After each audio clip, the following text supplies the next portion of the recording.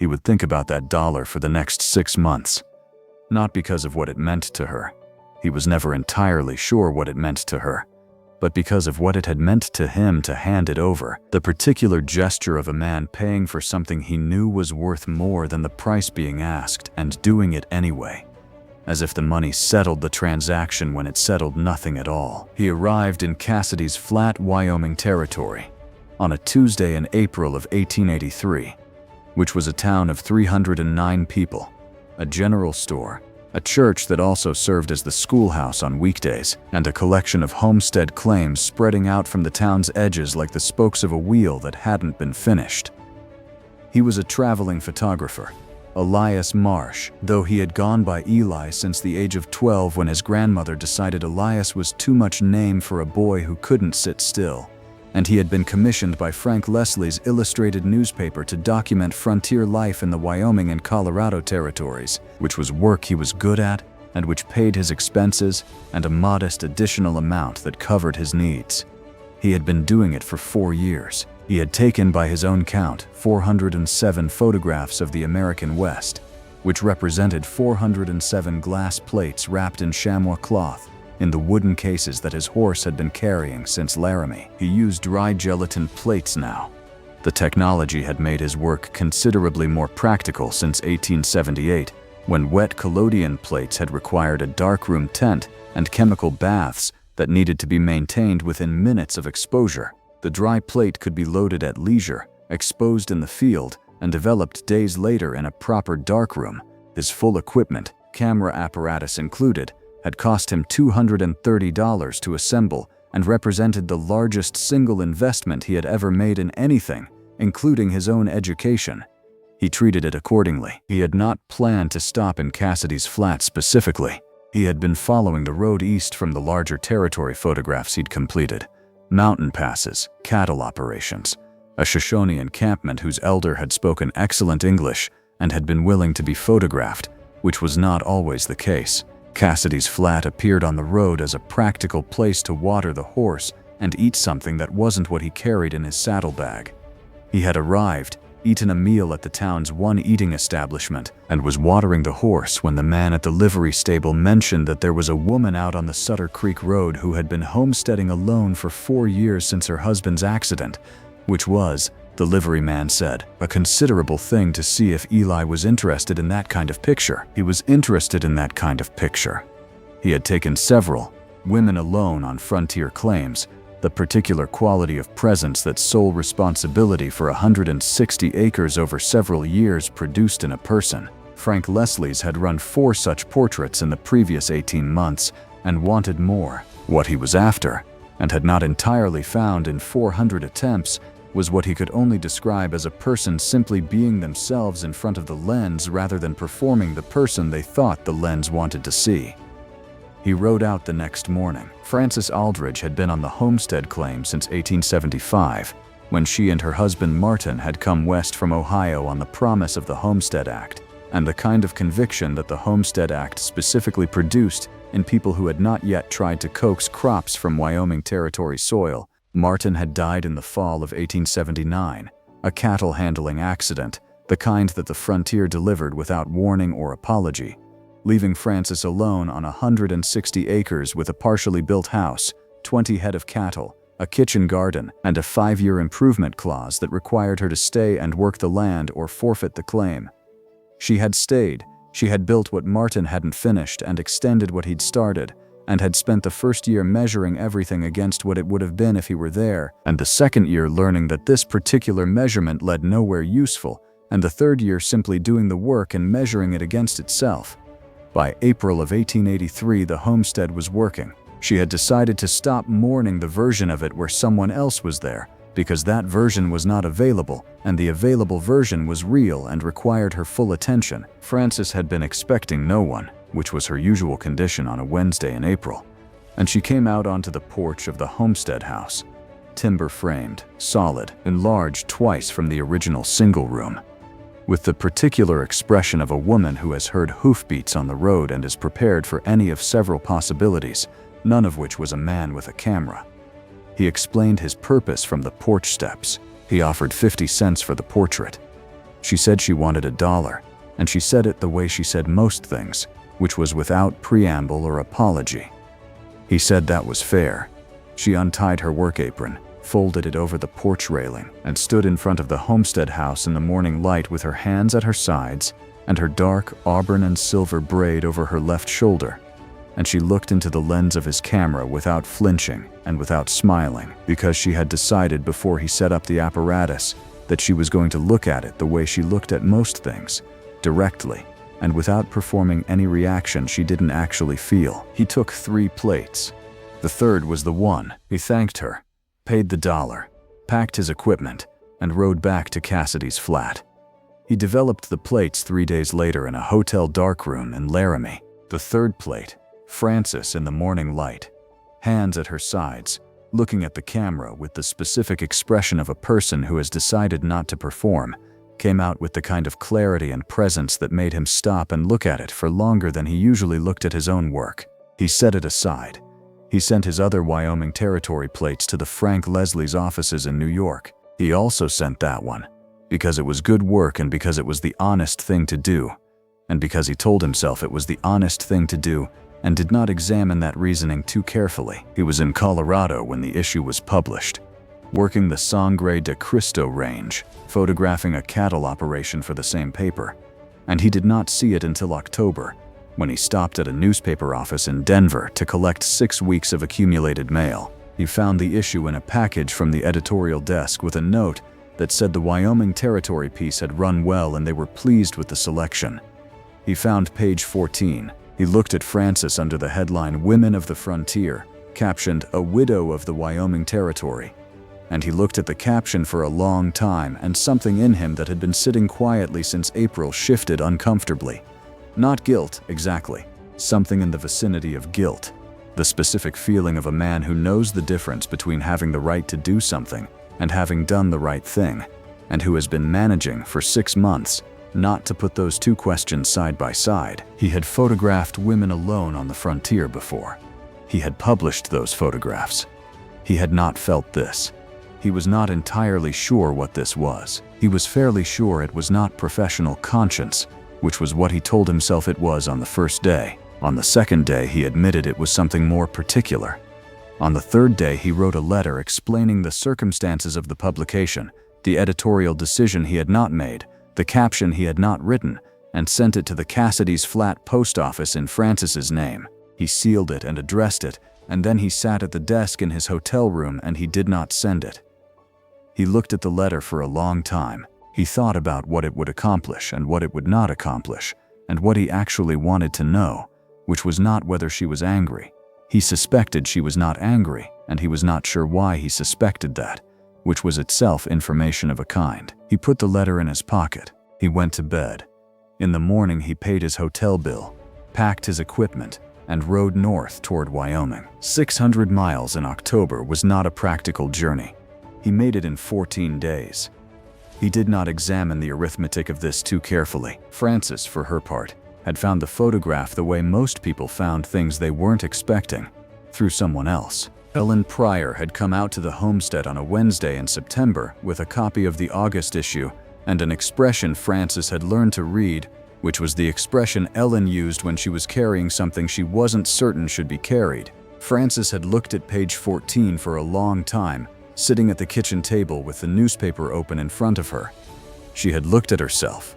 The morning light, the braid, the hands at her sides, the expression she had not known she was making until she saw it recorded in silver on paper. And she had thought about the man with the spectacles and the camera and the $1. And she had thought about the word widow, which was accurate and incomplete simultaneously, and she had decided to wait and see if he came. She thought he might. She was not sure why she thought that. She thought about it for 6 weeks, and then she heard hoofbeats on the road from the east. He arrived in Cassidy's flat on the 15th of October, 14 days after he left Denver. He recognized the road to the Sutter Creek homestead. He rode it in the early afternoon with the October light coming flat and gold across the Wyoming plain, and he told himself, going to apologize professionally and answer any questions she had about the publication and the caption. And then he was going to ride back to Cassidy's flat and continue south toward the Colorado work that was waiting for him. He had told himself this in a clear, reasonable voice since the Colorado border, and he had mostly believed it, and he believed it approximately until the moment she opened the homestead door and looked at him. She said, "I expected you sooner." He had prepared for several responses. That was not among them. He said, "You knew I'd come," she said. "I wondered if you would." She stepped back from the door. He came in. The homestead's main room had been added to since the original construction. A second window on the south wall, a proper hearth replacing what had been a rough iron box. On the mantel above the hearth, a single framed photograph, a formal portrait of a man and a woman taken some years before, in a photographer's studio somewhere with a painted backdrop. Her husband, clearly. The photograph on the mantel was not his. He noticed this the way he noticed everything, automatically, and said nothing about it. She made coffee and they sat across the kitchen table and he explained. The newspaper, the editorial decision, the caption that had been written by a man who had never been to Wyoming and had decided a widow of the Wyoming Territory was sufficient description of the person he was looking at. He said he had sent the plate because it was good work, which was true, and because he had assumed the standard practice of caption and credit would be observed, which it had not been. And because he stopped. She was watching him with the same expression she had given the camera in April. He said, "I also sent it because I wanted people to see it." She said, "Why?" He said, "Because it's the best photograph I've taken in 4 years." She said, "That's honest." He said, "It's also inadequate as an explanation." She said, "Yes." She wrapped both hands around her coffee cup and was quiet for a moment. She said, "I want to tell you what it was like, finding it." He said, "Please." She had found it the way most people found things they hadn't been expecting, which was by way of someone else, a neighbor woman, Ellen Pryor, who came out to the homestead on a Wednesday with a copy of the November issue, and a particular expression that Frances had learned to read, which was the expression of someone carrying information they were not sure they should be carrying. Frances had looked at page 14 for a long time. She said, "The strange thing wasn't the photograph, it was the caption," he said. "The caption was wrong." She said, "The caption was incomplete, which is a different problem." He waited. She said, "I am a widow, that's accurate. But I am also the person who added 400 feet of fence line last spring. I am the person who had a dispute with the county water board and won it. I am the person who taught herself to set a broken bone on a calf because the nearest veterinarian was 40 miles away." She looked at him. "None of that is in a widow of the Wyoming Territory," he said. "No." She said, "I don't tell you this because I'm angry," he said. "Why do you tell me?" she said. "Because you came 600 miles. I assume you'd like to know what the photograph couldn't say." He sat with that for a moment. He took off his spectacles and cleaned them on his shirt, a habit he had when he was thinking, and put them back on. He said, "Can I ask you something?" She said yes. He said, "When I was setting up the apparatus, you took off your apron. You didn't ask if you needed to, you just did. Why?" She said, "Because it was dirty." He said, "Most people ask what I want them to do, or they try to look a particular way, serious or dignified, or the way they think a photograph should look. You didn't do any of that." She said, "I don't see the point in looking different from what you are." He said, "That's exactly what the photograph shows." She said, "Then the caption was even further off than I thought." She asked if he was staying in town. He said he had planned to, one night at Cassidy's flat, and then he had work south in Colorado. She said, "There's a second room." He said he didn't want to impose. She said the alternative was a 14-mile round trip on a road he didn't know in the dark, which was practical information and not an invitation, and which she delivered in the way she delivered most things she meant on more than one level. As a fact, simply stated, leaving the interpretation to him. He accepted the room. He was not certain this was the sensible decision, but he had not been making purely sensible decisions since Denver, and consistency seemed reasonable. He stayed. In the morning, she made breakfast with the efficient economy of a woman who has done every task on a homestead alone and developed opinions about wasted motion. He helped with the dishes, which she did not ask him to do and did not tell him not to do. The October light came through the south window and fell across the kitchen table in a way he noted professionally and did not remark upon. At some point in the morning, she asked if he had his camera. He said it was on his horse in the pack. She said, "I'd like you to take another photograph." He said, "Of you?" She said, "Of the fence line I added in the spring, and the water pump I replaced last fall, and the kitchen garden, even though it's done for the season, you can see the size of it." He looked at her. She said, "If you're going to have a photograph of me in a newspaper, it should be a photograph of something that tells the truth."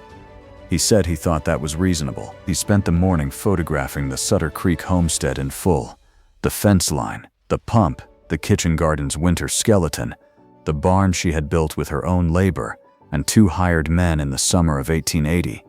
He used 4 plates. He photographed Frances standing beside the fence she'd built, with her work apron on and her sleeves rolled up, looking at the camera the same way she'd looked at it in April, directly, without performing anything. At noon, she asked if he had brought anything he could use for a portrait.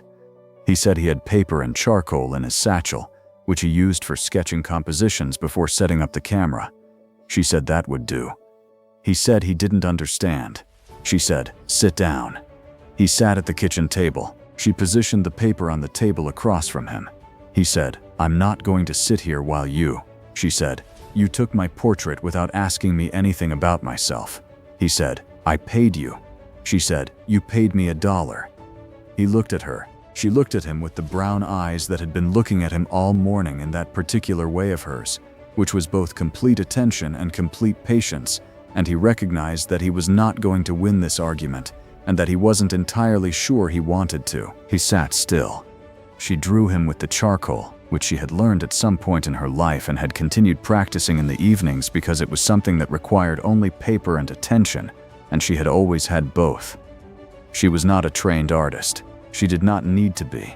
She drew what she saw, a lean man in spectacles at a kitchen table in October afternoon light, his dark brown hair slightly too long, his hands resting on the table, an expression on his face that was more open than he usually managed because he was holding still for someone else, and the holding still had done something to him. She handed it to him.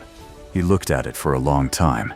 He said, "This is better than most of my portraits." She said, "You were a good subject. You held still." He said, "Is that all it takes?" She said, "It's more than most people manage." He rode out the following morning in the early gray before the sun. His horse knew the road to Cassidy's flat. He rode it slowly. He had 411 photographs of the American West and 1 drawing on paper, folded and placed in the breast pocket of his coat against his shirt, and the one in his breast pocket was the only one of him. He thought about this on the road, and then past the road, and for most of the winter that followed in the Colorado Territory, where the work was waiting, and where he did it well, and where he thought, at intervals, about a fence line in Wyoming, and a woman who had looked at his camera in April like she wasn't afraid of what it would find, and who had turned out, in October, not to have been afraid at all. He went back in the spring. He told himself he had more photographs to take in the Wyoming Territory, which was true. He had planned the trip since February, which was also true, and which overlapped with the other true thing in a way he had stopped trying to separate. He arrived in Cassidy's flat on a Tuesday in May, which was the same day of the week he had first arrived 2 years before, which he noticed, and which he did not mention. Frances opened the door when he rode up. The homestead looked like it had been worked through a full winter. New shingles on the south side of the barn, the kitchen garden already showing the first green of the season, the fence line extended along the north property edge that she had mentioned in October. She had not waited for help to do any of it. He had not expected she would. She looked at him, and she said, "You're earlier this year." He said, "Yes." She said, "The north fence needs another 50 feet, and the pump housing has a rot problem I haven't gotten to." He said, "I can do that." She said, "I'll decide that after I see you work." She stepped back from the door. He tied the horse and went in. The photograph on the mantel was still his, the 3rd plate from April 1883, printed and framed, that she had written to ask him to send after he'd written his explanation. It stood on the mantel beside her husband's formal portrait, both of them in dark frames on the rough stone, not in place of. Alongside, he noticed this the way he had noticed it in October, and said nothing about it, which had become his standard approach to things he noticed at Francis's homestead, to notice them carefully and hold them quietly and let them mean what they meant without making an announcement. He put his coat on the hook beside the door. He rolled up his sleeves. He said, "Where do you keep the fence tools?" She told him. He went and found them. He went to work. He did not take a single photograph that week. He thought about this later. A traveling photographer spending a week on a Wyoming homestead and not picking up his camera once. And he thought it was probably the truest thing he had done in 4 years.